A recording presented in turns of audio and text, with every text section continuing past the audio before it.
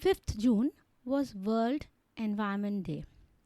The program is led by the United Nations Environment Program and held annually since 1973. It is the largest global platform for environment public outreach and is celebrated by millions of people across the world.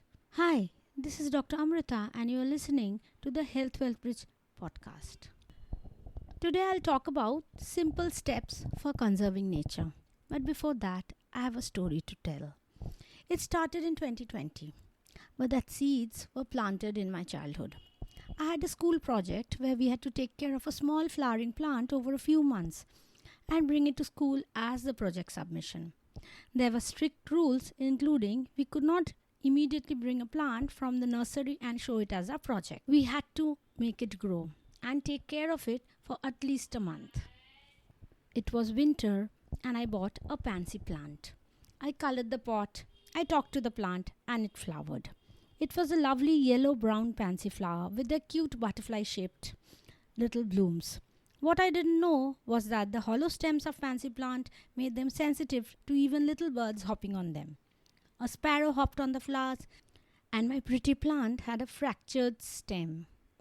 The submission date was soon and I was sad that this happened. And then I put sellotape on the stems and within a week's time, the stem actually looked better. I had another new flower blossom just before the day of submission. I told the story during presentation and my project came first. It sounds simple, but my worry that week was another level.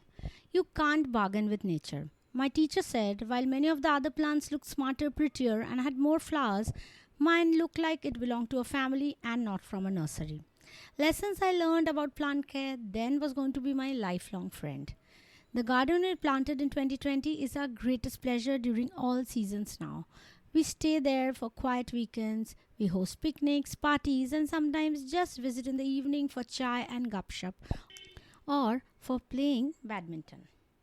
The flowers are always ready to smile and bloom for us and nourish us with their produce. Steps for conserving nature. That's the topic of today's podcast. Conservation and sustainability go hand in hand. We plant local plants and trees, not exotic varieties which can cause trouble. Planting a mix of flowers, fruits and vegetables ensure we have a sustainable garden, not just a pretty one. Remember, plant what you eat or what you like looking at is not just as an investment, it's a way of life. It needs to be a balance. Restoring barren lands and preventing trees from being cut down is a thing we do as a group of friends. Again, it's more sustainable with friends. Economics matter. Plus, it's also more fun. Share your nature gifts so that kindred souls might have their passions ignited. Share the produce. Take your friends for vacations in your garden. Don't stress it, but do it as a project. Don't think about how to change the entire world. Start with your own community, your village, your town, your city. Small steps at a time. Focus on your home, family home, ancestral village, community park, community spaces, and see how things improve one day at a time. Conservation is not just for the future, it's today. My daughter also wrote about going green because plastic is obscene. You can check that blog post out. The link is in the description box below. You were listening to Dr. Amrita on the Health Well Bridge podcast. Give the show a like on whichever platform you are listening to. If you're in Apple Podcasts or Spotify, maybe you could also give me a star rating. Thank you so much for listening.